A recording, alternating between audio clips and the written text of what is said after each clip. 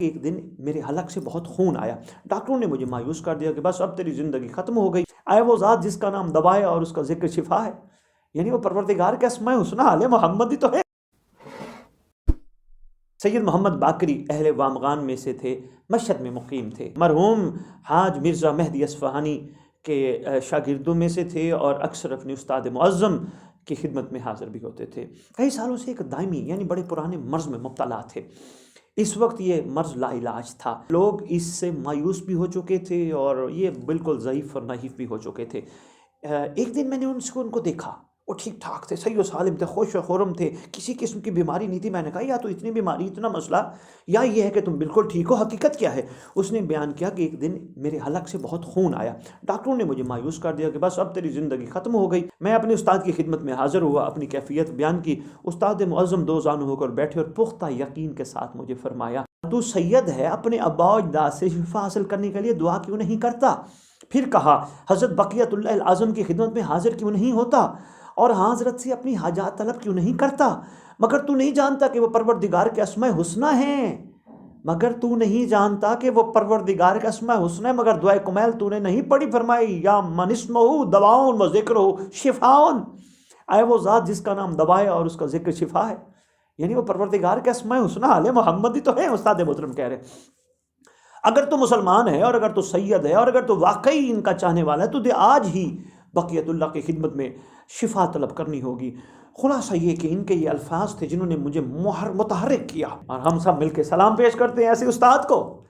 کیا کمال گفتگو ہے، کیا عارف لوگ ہیں، کیا صاحبان کمال ہیں کہ جو لوگوں کو زمانے کے امام کی طرف متوجہ کرنے میں مصروف ہے۔ یعنی تو مایوس ہو چکا ہے، ادھر ادھر ہو، تو کہلاتا بھی اپنے آپ کو سید ہے، تو اللہ کے ناموں کا سہارا لے کے عرض ہی نہیں کرتا، کرنا کہا آج ہی کر۔ کہتی ان چیزوں نے مجھے متحرک کیا اور میں رونے لگا، اور وہاں سے اس ارادہ کے صاحب و زمان کی خدمت میں حاضر ہوں، یعنی اپنے اندر ہی سوچ رہا تھا، آنسو بہاتا جا رہا تھا اور اپنے آپ سے باتیں کرتا جا رہا تھا، اور میری زبان پہ الفاظ جاری تھے، یا حجت ابن الحسن العسکری ادرکنی، یا حجت ابن الحسن العسکری ادرکنی۔ میں صحن امام علی رضا علیہ السلام کی طرف جا رہا تھا۔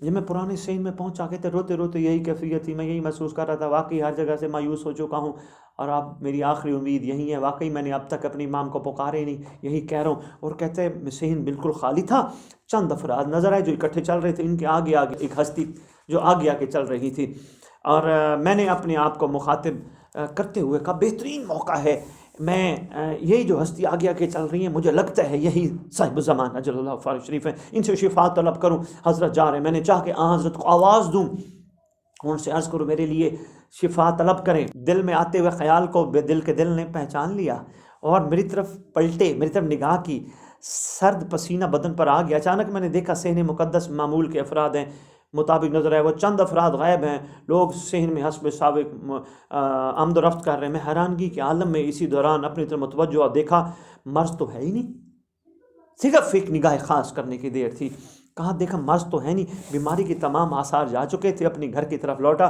جو کچھ پرہیز تھی کر رہا تھا اس کو بھی چھوڑ دیا، اللہ تعالیٰ سے ایسی کمال شفا ملی کہ ٹھیک ہو گیا۔ جتنی کوشش کروں کہ مجھے کھانسی آئے، کہا مجھے کھانسی بھی نہ آئے، یہ کرم ہو گیا، صحت اچھی ہو گئی۔ جہاں جہاں مریض ہیں، خصوصاً دیکھیں لا علاج مریض جب دنیا سے مایوس ہو چکا ہو، جب چانس ہی نہ ہو کہ اب کہیں سے اس کو شفا مل سکتی ہے، اس کو لا علاج کہتے ہیں۔ مگر ایک امید باقی ہے جس کو صاحب الزمان اجل اللہ فرج شریف کہتے ہیں۔